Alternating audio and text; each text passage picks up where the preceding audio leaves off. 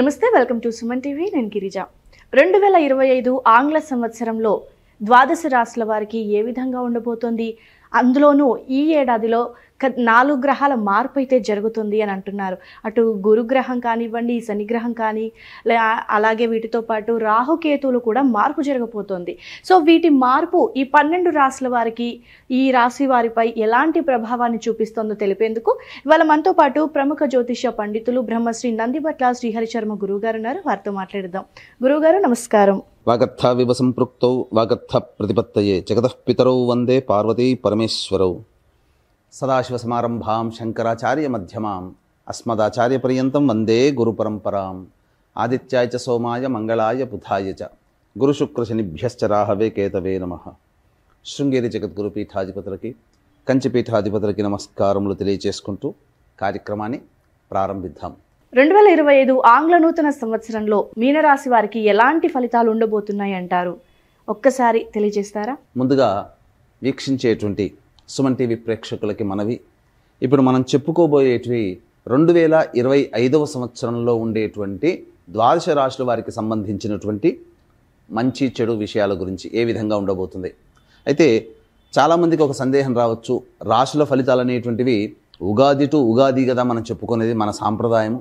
మన సాంప్రదాయాన్ని విడనాడి ఈ కొత్త సాంప్రదాయం ఏంటి, మనది కాని ధర్మాన్ని ఎందుకు మీరు ఈ విధంగా చెప్తున్నారు అనే ఆక్షేపణ కూడా ప్రేక్షకులు తెలియజేస్తారు. అయితే ఇక్కడ ధర్మం అంటూ ఒకటి ఉంటుందండి, శాస్త్రం అంటూ ఒకటి ఉంటుంది. మనకేం చెప్పబడుతుంది? ప్రపంచమంతా ఒకటి నమ్మింది అని అంటే అది ధర్మము, శాస్త్రమై కూర్చుంటుంది. కాబట్టి ప్రపంచమంతా కూడా నూతన సంవత్సరంగా జనవరి 1 నుంచి డిసెంబర్ 31 వరకు పరిగణనలోకి తీసుకుంటున్నాయి. అయితే మనం కూడా అదే బాటలో, అంటే ఇక్కడ ఏంటి, ఆంగ్ల నూతన సంవత్సర భావంగా తీసుకొని ఫలితాలు చెప్తున్నాం అంతే తప్ప విశ్వావసు నామ సంవత్సరంలో వచ్చే విశ్వావసు నామ సంవత్సరానికి సంబంధించినటువంటి విధంగా చెప్పట్లేదు. జనవరి 1వ తారీఖు నుంచి డిసెంబర్ 31వ తారీఖు వరకు ఉండేటువంటి గ్రహస్థితిని దృష్టిలో పెట్టుకొని 12 రాశుల వారికి ఏ విధంగా ఉండబోతుందో విషయాలే తెలుసుకుంటున్నాం. మళ్ళీ మన సాంప్రదాయం ప్రకారం ఉగాది సందర్భంగా వచ్చే విశ్వావసునామ సంవత్సరంలో 12 రాశుల వారికి ఉగాది టు ఉగాది సంబంధించినటువంటి శుభ అశుభ ఫలితాల గురించి మళ్ళీ మీ ముందుకు వచ్చే ప్రయత్నం చేస్తాను. ఇప్పుడు చెప్పబోయేటువంటి మాత్రం కేవలం ఆంగ్ల నూతన సంవత్సరంగా అనగా 2025 సంవత్సరంలో జనవరి 1 నుంచి డిసెంబర్ 31 వరకు మాత్రమే ఉండగలిగేటువంటి ఫలితాల గురించి చెప్పేటువంటి ప్రయత్నం చేస్తాను. కాబట్టి ఈ చిన్న గమనికని మీరు గమనించవచ్చని చెప్తున్నాం. జనవరి 1వ తారీఖు నుంచి డిసెంబర్ 31వ తారీఖు వరకు ద్వాదశ రాశిలో చివరిదైనటువంటి మీనరాశి వారికి ఏ విధంగా ఉండబోతుందనే విషయాన్ని క్లుప్తంగా మీకు తెలియజేయడానికి ప్రయత్నం చేస్తాను. ముఖ్యంగా గమనించుకున్నట్లయితే గ్రహ సంచారం చూసుకున్నట్లయితే మే 9 వరకు వృషభ రాశిలో సంచారం గురువు, తదనంతరం మే 9 నుంచి సెప్టెంబర్ 28 వరకు మిథున రాశిలోకి, అలాగే సెప్టెంబర్ 28 నుంచి నవంబర్ 11 వరకు కర్కాటక రాశిలో, నవంబర్ 12వ తారీఖు నుంచి డిసెంబర్ 28 వరకు కర్కాటక రాశిలోనే వక్రీకరించినటువంటి గురుగ్రహ ప్రభావం. ఇక శనిగ్రహ ప్రభావం చూసుకున్నట్లయితే ఏప్రిల్ 16 వరకు కుంభరాశిలో సంచారము, ఏప్రిల్ 16 అనగా 16 ఏప్రిల్ నుంచి అక్టోబర్ 9 వరకు మీనరాశిలోకి శని సంచార ప్రభావం. అలాగే ఇందులోనే జూలై 8వ తారీఖు రోజున వక్రీకరించి మీనరాశిలోనే మళ్ళీ అక్టోబర్ 10న కుంభరాశిలోకి చేరి వక్రీకరించి స్థితి పొంది ఉండడం, నవంబర్ 26వ తారీఖు రోజున వక్రత్యాగం కుంభరాశిలో చేయడం అనేటువంటిది శని భగవాన్ వల్ల కలుగుతుంది. ఇక రాహుకేతులు 15 మే వరకు కూడాను రాహు మీనరాశి, కేతు కన్యారాశిలో ఉండగా 16 మే నుంచి రాహు కుంభరాశిలో, కేతువు సింహరాశిలో సంచారం చేస్తున్నటువంటి ప్రభావం. కావున ఈ యొక్క గ్రహాల యొక్క గమనాన్ని కనుక గమనించుకున్నట్లయితే ప్రధానంగా ఇటు రాహుకేతులు కానీ, గురుగ్రహ ప్రభావం కానీ, అలాగే శని ప్రభావం కానీ అనుకూలంగా లేవు. ఈ కారణం చేత మీనరాశిలో ఉన్నటువంటి వాళ్ళు పలు ఇబ్బందులు, సమస్యలు, కష్టాలు ఎదుర్కొనేటువంటి అవకాశాలు ఎక్కువగా గోచరమవుతున్నాయి. కాబట్టి జాగ్రత్తలు పాటించండి, తొందరపడి నిర్ణయాలు తీసుకోకండి. మీరు నమ్మినటువంటి వ్యక్తులే మిమ్మల్ని మోసం చేసే అవకాశాలు ఉంటాయి. అలాగే ప్రధానంగా ఈ యొక్క సంబంధించినటువంటి భార్యకి కూడా కొంత అనారోగ్య సూచన జరిగేటువంటి అవకాశం ఉంటుంది. మాతృపితృ వర్గీయులలో కొంతవారికి అనారోగ్యం చూసి ఇబ్బంది పడేటువంటి అవకాశాలు గోచరమవుతున్నాయి. కాబట్టి జాగ్రత్తలు పాటించండి.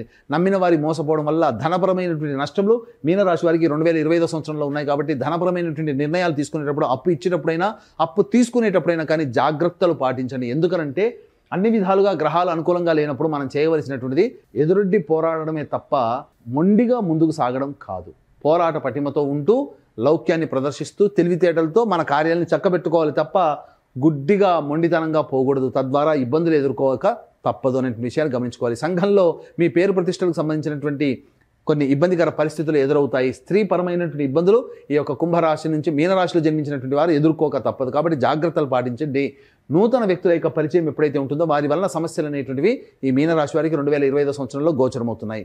అయితే ఏ రంగాల్లో ఉన్నటువంటి వారికి ముఖ్యంగా గమనించుకుంటే 9 మే వరకు అనగా మార్చి వరకు కూడా గురువు వక్రీకరించే స్థితి పొంది ఉన్నటువంటి కారణం చేత జనవరి 1 నుంచి మార్చి 30వ తారీఖు వరకు అద్భుతమైనటువంటి యోగకాలం. గురువు కొంతవరకు యోగిస్తాడు, ధనపరమైనటువంటి సమస్యల్ని తీరుస్తాడు, అందులో సందేహం లేదు. మార్చి 30 నుంచి మళ్ళీ ఏప్రిల్ మే 5వ తారీఖు వరకు కూడా, మే 9వ తారీఖు వరకు కూడాను అనుకూలంగా లేదు. తద్వారా ఆ సమయంలో ఏప్రిల్ మే 9వ తారీఖు వరకు మధ్య ఉన్నటువంటి కాలంలో పరిచయం అయ్యే స్నేహాలని నమ్మకండి, వ్యక్తులని నమ్మకండి. తద్వారా కొన్ని సమస్యలు ఈ సంవత్సరం అంతంలో అనగా 2025 సంవత్సరం అంతంలో ఈ మధ్య ఏప్రిల్ అండ్ మే 9th లోపల పరిచయమైన వాళ్ళ వల్ల వచ్చే సమస్యల్ని అప్పుడు మీరు చవి చూస్తారు. కాబట్టి జాగ్రత్తలు పాటించండి. అయితే ఎప్పుడైతే 9 మే నుంచి గురుడు 9 మే నుంచి సెప్టెంబర్ 25 వరకు మిథున రాశిలో సంచారం చేస్తుంటాడో చిన్నపాటి సమస్యలు, చిక్కులు, గృహపరమైన చిక్కులు, గృహపరమైనటువంటి సమస్యలు, గృహపరంగా ఖర్చులు పెరగడం అనేటువంటిది ఈ యొక్క మే 9 నుంచి సెప్టెంబర్ 28వ తారీఖు వరకు ఉంటుందని చెప్పవచ్చు. ఇక సెప్టెంబర్ 28వ తారీఖు నుంచి నవంబర్ 11 మధ్యకాలం ఉన్నటువంటి 45 రోజుల కాలము ఈ యొక్క సంబంధించినటువంటి మీనరాశిలో సంబంధించినటువంటి వారికి అనుకూలమైనటువంటి కాలంగా చెప్పవచ్చు. అందులో ఏమీ సందేహం లేదు, అనుకూలమైనటువంటి కాలంగా చెప్పవచ్చు.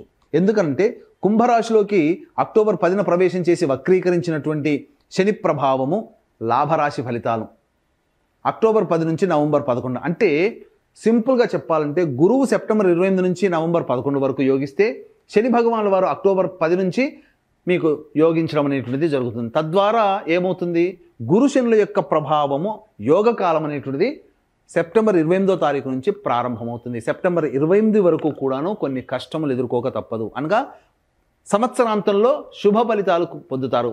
మీ వెనుక మీ మంచి ఉన్న వాళ్ళు ఎటువంటి వాళ్ళు అనేటువంటిది ఇంతకుముందే చెప్పుకున్నాం. సంవత్సరాంతంలో వాళ్ళ యొక్క ప్రభావాలు తెలుస్తాయని చెప్పి, కారణం గ్రహాలు అనుకూలిస్తున్నటువంటి కారణం చేత మీకు ఆ విధమైనటువంటి ఇబ్బందుల నుంచి మీరు బయటపడతారని చెప్పవచ్చు. ఇక ముఖ్యంగా గమనించుకున్నట్లయితే శని 16వ తారీఖు వరకు కుంభరాశిలో సంచారం చేస్తుండడం కాబట్టి ఏలినాటి శని ప్రభావం.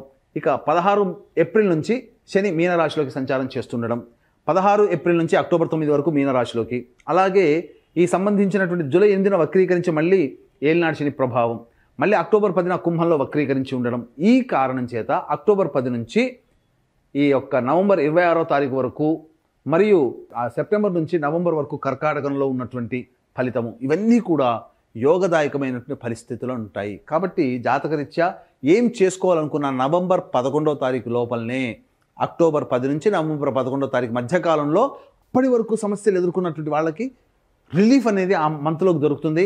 అన్ని సమస్యలకి పరిష్కార వేదిక ఒక్క మంత్లోనే అన్ని సమస్యలు మీరు పరిష్కరించుకోగలుగుతారు.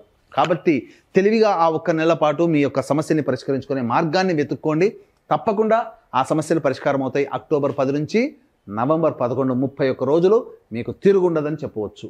ఇక గమనించుకున్నట్లయితే ప్రధానంగా ఈ యొక్క కుజగ్రహ ప్రభావంలో జనవరి 21 నుంచి ఏప్రిల్ 1వ తారీఖు వరకు కొంత మీకు మంచి చేరేటువంటి అవకాశం ఉంది. సోదర సోదరీమణులు మిత్రుల సహాయ సహకారాలు జనవరి 21 నుంచి ఏప్రిల్ 1వ తారీఖు మధ్యకాలంలో ఉంటుంది. తద్వారా రాని బాకీలు వసూలవుతాయి. అన్నిటికంటే ప్రధానంగా కోర్టు సమస్యలు ఏవైతే ఉంటాయో, సివిల్ సమస్యలు కానీ ఫ్యామిలీ సమస్యలు కానీ అవన్నీ పరిష్కరించుకొని ఆ కోర్టు సమస్యలకు సంబంధించి విజయాన్ని పొందుతారని చెప్పవచ్చు. ఇక ఈ సంబంధించినటువంటిది చూసుకున్నట్లయితే జూలై 26 తారీఖు రోజున అనగా జూన్ 4 నుంచి జూలై 26 మధ్యకాలంలో ఈ పోరాట పటిమ ప్రదర్శించడం ద్వారా చాలా మటుకు శత్రువులపై మీరు విజయాన్ని పొందుతారు. సమస్యలు ఉంటాయి, శత్రువులపై మీరు విజయాన్ని పొందుతున్నారు అని అంటే దాని అర్థం ఏంటి? మీరు పోరాడితేనే కదా శత్రువులపై విజయం పొందేది. పోరాడడం అంటే కష్టమే కదా. శత్రువులు అంటే మనుషులు కాదండి, మనకు వచ్చే సమస్యల నుంచి పోరాడి ఆ సమస్యల మీద విజయం పొందుతున్నామంటే ఆ పోరాటం జరుగుతుందంటే అక్కడ కష్టాలు వస్తున్నట్టు లెక్క.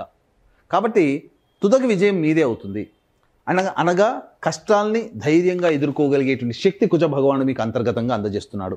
ముఖ్యంగా గమనించుకున్నట్లయితే ఈ యొక్క జూలై 26 నుంచి అక్టోబర్ 25 ఉన్నటువంటి మధ్యకాలము జాగ్రత్తలు పాటించండి. జూలై 26 నుంచి సెప్టెంబర్ 11వ తారీఖు వరకు ఉన్నటువంటి కాలంలో వ్యాపార భాగస్వాముల మధ్య, జీవిత భాగస్వాముల మధ్య పొరపచ్చాలు వచ్చే అవకాశం ఉంది. కాబట్టి మౌనాన్ని ఆశ్రయించండి. ఇక సెప్టెంబర్ 11 నుంచి అక్టోబర్ 25 మధ్య కాలంలో మీకు అనారోగ్య సూచనలు చేసేటువంటి అవకాశం ఉంటుంది. ఎన్నాళ్ళ నుంచో ఆపరేషన్ డేట్ కోసం ఎదురు చూస్తున్నటువంటి వాళ్ళకి డేట్ కన్ఫామ్ అనేటువంటిది ఈ సెప్టెంబర్ 11 నుంచి అక్టోబర్ 25 మధ్య కాలంలో కన్ఫామ్ అవుతుంది. వాహనాన్ని నడిపేటప్పుడు ఈ మధ్య కాలంలో జాగ్రత్తలు పాటించండి. సెప్టెంబర్ 11 నుంచి అక్టోబర్ 25 మధ్య కాలంలో.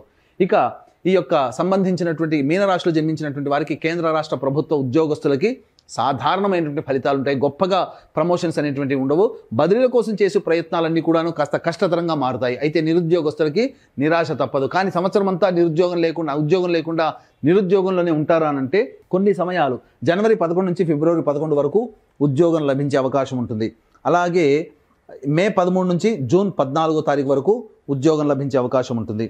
అలాగే ఆగస్టు 16 నుంచి సెప్టెంబర్ 16 మధ్య కాలంలో కూడా ఉద్యోగం లభించే అవకాశం ఉంది. కాబట్టి ఈ చెప్పినటువంటి 3 టైం పీరియడ్స్లో ఉద్యోగ మార్పులు కానీ నిరుద్యోగస్తులకి ఉద్యోగం లభించడం కానీ జరుగుతుంది. ప్రైవేట్ రంగంలో పనిచేసేటువంటి ఉద్యోగస్తులు ఎవరైతే ఉంటారో వాళ్ళకి సాధారణమైనటువంటి జీతభత్యములు పెరుగుతాయి తప్ప ఊహించినంతగా పెరగవు.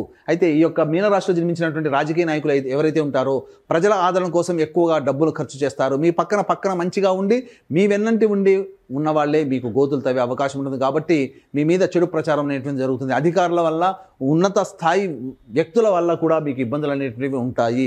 అంతేకాకుండా మీరు ఏ పార్టీలో అయితే ఉంటారో ఆ పార్టీ పెద్దల యొక్క సహాయ సహకారాలు అంతగా లేకపోవడం వల్ల కష్టించి విజయాన్ని పొందే అవకాశము పోటీ చేసినప్పుడు ఉంటుంది. కాబట్టి అంత కష్టపడి డబ్బును నష్టపోయి అనేటువంటి విషయంలో జాగ్రత్తలు పాటించి నిర్ణయం తీసుకోండి. ఇక ఈ యొక్క మీనరాశిలో జన్మించినటువంటి సినీ కళారంగ ప్రముఖులు, అలాగే సినీ కళారంగంలో ఉన్నటువంటి వారు, 24 ఫ్రేమ్స్లో పనిచేసేటువంటి వాళ్ళు, నాటక రంగంలో ఉన్నటువంటి వాళ్ళు, అలాగే electronic and printing media, social media రంగంలో ఉన్నటువంటి వాళ్ళు, టీవీ సీరియల్స్లో పనిచేసేటువంటి వాళ్ళకి ఆశించిన మేర శుభ ఫలితాలు లభించవు. కాబట్టి కొత్త ప్రకటనలు, కొత్త వ్యాపారాలు అనేటువంటివి అనగా కొత్త ప్రాజెక్టులు సైన్ చేసేటప్పుడు ఈ యొక్క కళారంగంలో ఉన్నటువంటి వారు ఆచితూచి స్పందించండి. ఈరోజు కాకపోతే భవిష్యత్తులో ఇంకో రోజు ఉంటుంది. కానీ నిరర్ధకమైనటువంటి ప్రజాదరణ లేనటువంటి ప్రాజెక్టులో సైన్ చేయడం ద్వారా తద్వారా మీకే భవిష్యత్తు అగమ్య గోచరంగా మారుతుంది. కాబట్టి సైన్ చేసేటప్పుడు జాగ్రత్తలు పాటించండి. ఇక ఈ సంబంధించినటువంటి ఈ యొక్క మీనరాశిలో జన్మించినటువంటి విద్యార్థులు రాహు, శని, కేతుల యొక్క ప్రభావం, గురు ప్రభావం కూడా అంతగా లేని కారణం చేత జ్ఞాపక శక్తి కోల్పోవడం, తద్వారా చేస్తున్నటువంటి ఈ యొక్క రాస్తున్నటువంటి పరీక్షలలో కష్టే ఫలినట్టుగా పోటీతత్వాన్ని ముందు పెట్టుకొని మీరు ప్రయత్నం చేయాలి. సాధారణంగా మీకు ఉత్తీర్ణత శాతం కలుగుతుంది. అయితే కోరుకున్నటువంటి విద్యాలయాల్లో ప్రవేశం కోసం ప్రయత్నం చేసేటప్పుడు జాగ్రత్తలు పాటించండి. నిరాశ మిగలకుండా మీరు పోరాట పటిమతో మీరు ముందుకు వెళ్ళే ప్రయత్నం చేయండి. ఇక గమనించుకున్నట్లయితే ఈ యొక్క మీనరాశిలో జన్మించినటువంటి రైతులు ఎవరైతే ఉన్నారో వాళ్ళకి సాధారణమైనటువంటి దిగుబడి ఉంటుంది తప్ప గొప్పగా దిగుబడి ఉండదు. కొత్త పంటలకి ప్రయత్నం చేయకండి. ఈ మీనరాశిలో జన్మించినటువంటి లాయర్లు కానీ, అలాగే రియల్ ఎస్టేట్ రంగంలో ఉన్నటువంటి వాళ్ళు కానీ, మైనింగ్ రంగంలో ఉన్నటువంటి వాళ్ళు కూడా ఎక్కువగా నూతన ప్రాజెక్టులు అనేటువంటివి చేపట్టకండి. మీరు చేపట్టేటువంటి పనులు ఇంతకుముందు ఉన్నవే కొనసాగించుకునే ప్రయత్నం చేయండి తప్ప మీరు కొత్తవి చేపట్టుకోగానే ప్రయత్నం చేయకండి. అయితే ఈ యొక్క మీనరాశిలో జన్మించినటువంటి వారికి గురుబలం, శనిబలం అంతగా లేని కారణం చేత ఈ సంబంధించినటువంటి ఎడ్యుకేషన్ ఇన్స్టిట్యూషన్స్, జ్యువెలరీ రంగంలో ఉన్నటువంటి వాళ్ళు, ఫుడ్కి సంబంధించినటువంటి వాళ్ళు, ఎఫ్ఎంసీజీ రంగంలో ఉన్నటువంటి వాళ్ళు, సూపర్ మార్కెట్లు, జనరల్ స్టోర్లు నడిపేటువంటి వాళ్ళు, తీర్థయాత్రలు, పూజా స్టోర్లు నడిపేటువంటి వారు, రోడ్ సైడ్ పళ్ళు వ్యాపారస్తులు, అలాగే రోడ్ సైడ్ కుకింగ్ వెండర్స్ అనగా పికిల్స్, కూరగాయలు అమ్మేటువంటి వాళ్ళు, వీళ్ళకందరికీ కూడాను సాధారణమైనటువంటి వ్యాపార ఆదాయం మాత్రమే ఉంటుంది తప్ప గొప్పగా ఉండదు. కాబట్టి నూతనంగా వ్యాపార విస్తరణకి అప్పు తెచ్చి చేసుకోవడం అనేటువంటి బుద్ధి తక్కువ పని ఇంకోటి లేదనేటువంటి విషయాన్ని గమనించుకొని ఉన్న వ్యాపారాన్ని నడుపుకోవడమే చాలా మేలనేటువంటి విషయాన్ని గమనించుకోవాలి. ఎందుకంటే గ్రహాలు అనుకూలంగా లేనప్పుడు మనం ఏం చేసినా మనకు అనుకూలంగా ఉండవు. కాబట్టి జాగ్రత్తలు పాటించండి. ఇక్కడ వడ్డించేవాడు మనవాడైతే ఎక్కడ కూర్చున్నా ఒకటే అన్నట్టు మనకు గ్రహాలు యోగించినప్పుడు మనం ముందు కూర్చున్నా వెనక ఉన్నా ఎన్ని ప్రయత్నాలు చేసినా మనకు తుదకు ఫలితం లభించదనే విషయాన్ని మీనరాశిలో జన్మించినటువంటి వాళ్ళు గమనించుకోవాలి. ఇక మీనరాశిలో జన్మించినటువంటి ఎడిబుల్ ఆయిల్స్, అలాగే ఆయిల్ వ్యాపారంలో ఉన్నటువంటి వాళ్ళు, మిల్లులు వ్యాపారం నడిపేటువంటి వాళ్ళు, అలాగే ఈ సంబంధించినటువంటి స్టీల్ వ్యాపారం, ఐరన్ సంబంధించినటువంటి వ్యాపారంలో ఉన్నటువంటి వాళ్ళు, ఈ యొక్క పెట్రోల్ బంకులో ఆటో ఆయిల్స్ నడిపేటువంటి వాళ్ళు, వీళ్ళకందరికీ కూడా చర్మముతో సంబంధమైనటువంటి వ్యాపారస్తులు, వీళ్ళకందరికీ కూడాను సాధారణమైనటువంటి ఫలితాలు ఉంటాయి. గొప్పగా చెప్పుకోదగినటువంటి ఫలితాలు అనేటువంటివి ఉండవు. ఈ యొక్క మీనరాశిలో జన్మించినటువంటి స్త్రీలకి పేరుకు తగినటువంటి ప్రతిఫలము లభించకపోవడం వల్ల ఇబ్బందికర పరిస్థితులు అనేటువంటివి ఎదురవుతాయి. అంతేకాకుండా శ్రమ ఎక్కువగా ఉండడము, ఒత్తిడి ఎక్కువగా ఉండడము, చేసేటువంటి పనుల ఫలితం కూడా తక్కువగా ఉండడం, ఈ కారణం చేత అనవసరమైనటువంటి బాధ్యతలు నెత్తిన వేసుకోవడం అనేటువంటిది మీకు జరుగుతుంది. అంతేకాకుండా ఆరోగ్య సమస్యలు అనేటువంటివి తలెత్తేటువంటి అవకాశాలు ఉంటాయి. ముఖ్యంగా ఈ మీనరాశిలో జన్మించినటువంటి స్త్రీ పురుషులకి ఈ యొక్క సంబంధించినటువంటి ఎసిడిటీ ప్రాబ్లమ్స్, ఇండైజెషన్ ప్రాబ్లమ్స్ ఎక్కువగా గోచరమవుతాయి. వారసత్వంగా ఏవైనా బీపీ, షుగర్ లాంటివి ఎవరైనా కానీ ఉన్నట్లయితే ఇవి బయలుపడేటువంటి అవకాశాలు గోచరమవుతున్నాయి. కాబట్టి జాగ్రత్తలు పాటించండి. ఫుడ్ డైట్ కంట్రోల్లో పెట్టుకొని ప్రయత్నం చేయండి. తర్వాత చెప్పుకొచ్చేది ఏమిటంటే కాలం కలిసి రానటువంటి సమయం ఈ మీనరాశి వారికి ఉన్నటువంటి కారణం చేత దైవానుగ్రహాన్ని పొందే ప్రయత్నం చేయండి. ఈ యొక్క మీనరాశి వారికి ఈ చెప్పినటువంటి ఫలితాలన్నీ కూడాను మీకు సంబంధించినవి కాకుండా పెళ్ళైతే కనుక మీ భార్య లేదా భర్త మరియు సంతానం యొక్క జాతకం కూడా మీ మీద డిపెండ్ అయి ఉంటుంది, మీ మీద ప్రభావం చూపుతుంది. అలాగే పెళ్లి కాకపోతే తల్లిదండ్రులు, తోడబుట్టిన వాళ్ళ యొక్క జాతకం కూడా మీ మీద ప్రభావం చూపుతుంది. కాబట్టి ఈ యొక్క కుటుంబ సభ్యుల అందరికీ కూడాను ఈ మీనరాశిలో జన్మించినటువంటి వారికి జాతకరీత్యా అన్ని రకాలుగా 2025 సంవత్సరంలో ఏవైతే అనుకుంటారో అవన్నీ కూడాను, ఆ రెజల్యూషన్స్ అన్నీ కూడాను నెరవేర్చుకునే విధంగా మీకు కొన్ని గొప్ప యోగాలు అనేటువంటివి చేయాలనే సంకల్పంలో ఉన్నాము. అనగా ఏంటి? జాతకరీత్యా కలుగు విద్య, వివాహ, ఉద్యోగ, దాంపత్య, సంతాన, అనారోగ్య సమస్యల నివారణకి మరియు ఈ సంవత్సరం అంతా కూడా అన్ని రాశుల వారికి శని ప్రభావం పూర్తిగా ఉంటుంది. కావున కర్మదోషం, గత జన్మ కర్మదోషం తొలగిపోవాలి. కావున గత జన్మ కర్మదోష పరిహారార్థమై సర్వదోష నివారణ పూజలు, హోమాలు అనేటువంటివి ప్రతి నెల ఒక్కొక్క పుణ్యక్షేత్రంలో చేయాలని శ్రీకారం చుట్టాము. జనవరి 13వ తారీఖు రోజున శ్రీకాళహస్తిలో కానీ, శ్రీశైల క్షేత్రంలో కానీ ఈ కార్యక్రమం మొదలవుతుంది. ప్రతి నెల ఒక్కొక్క పుణ్యతిథి రోజున మీ కుటుంబ సభ్యుల అందరి గోత్రనామాలతో ఈ కార్యక్రమం చేయించడం జరుగుతుంది. సామాన్య మానవుడు కూడా పాల్గొనే విధంగా ఈ కార్యక్రమం రూపకల్పన చేయడం జరిగింది. కాబట్టి దీని రిజిస్ట్రేషన్ వివరాలు కార్యక్రమ తదనంతరం కాంటాక్ట్ చేసి పూర్తి వివరాలు తెలుసుకోవచ్చు. అలాగే తండ్రి వైపు 6 తరాలు, భర్త వైపు 6 తరాలు, తల్లి వైపు 3 తరాలు, భార్య వైపు 3 తరాల్లో కుటుంబంలో ఏవైనా దుర్మరణాలున్నా, అలాగే కుటుంబంలోని వ్యక్తులు 60 సంవత్సరాల లోపల ఏ విధంగానైనా చనిపోయినా, లివర్ ప్రాబ్లం, కిడ్నీ ప్రాబ్లం, క్యాన్సర్తో ఎవరైనా చనిపోయినా వాటిని పితృదోషం లేదా పితృశాపం అని అంటారు. ఇట్టి పితృదోష పరిహారార్థమే ప్రతి నెల ఒక తిథి రోజున ఈ యొక్క పితృదోష నివారణ కార్యక్రమాలు కూడా చేయించడం జరుగుతుంది. అవకాశం ఉన్న వాళ్ళు కార్యక్రమం తదనంతరం కాంటాక్ట్ చేసి పూర్తి వివరాలు తెలుసుకోవచ్చు. గురుగారు, ఈ మీనరాశి వారికి అంటే ఎలాంటి పరిహారం చేసుకుంటే బెటర్ అంటారు? అంటే ఈసారి మీనరాశి వారికి అంటే శని ప్రభావం ఉంటుంది, గురు బలం కూడా లేదు అనేది జాతక పరంగా తెలుస్తుంది, సో రాశి పరంగా కాబట్టి, సో ఎలాంటి పరిహారాన్ని ఈ మీనరాశి వారికి మీరు సూచిస్తారు గురువుగారు, తెలియజేస్తారా? మీనరాశిలో జన్మించినటువంటి వారికి ఈ సంవత్సరం అంతా కూడాను ఆనందంగా ఉండాలనేటువంటి సదుద్దేశంతో చేసుకోదగినటువంటి సామాన్యమైనటువంటి పరిహారం ప్రతిరోజు దత్తాష్టకం, కాలభైరవాష్టకం, రుద్ర కవచం రోజుకి 3 సార్లు పఠించండి. వీలు కుదిరినప్పుడల్లా ఈశ్వర ఆలయాన్ని సందర్శించుకునే ప్రయత్నం చేయండి. అర్చనాభిషేకాదులు జరిపించుకోండి. ఇవి జరిపించుకున్నప్పటికీ కూడా మీ యొక్క జీవితం 2025 సంవత్సరంలో విభిన్నంగా ఉంది అని అంటే మీ యొక్క జన్మజాతకంలోనే నడిచేటువంటి గ్రహ దశాంతర దశల యొక్క ప్రభావ ఫలితములు. కావున దగ్గరలోని మంచి ఉపాసనా పరులైనటువంటి జ్యోతిషుని సంప్రదించి వారి సలహాలు సూచనలు కనుక పాటించినట్లయితే మరింత మెరుగైనటువంటి జీవితాన్ని పొందుతారని ఆశిస్తూ సర్వం శ్రీ ఉమామహేశ్వర పరబ్రహ్మార్పణమస్తు.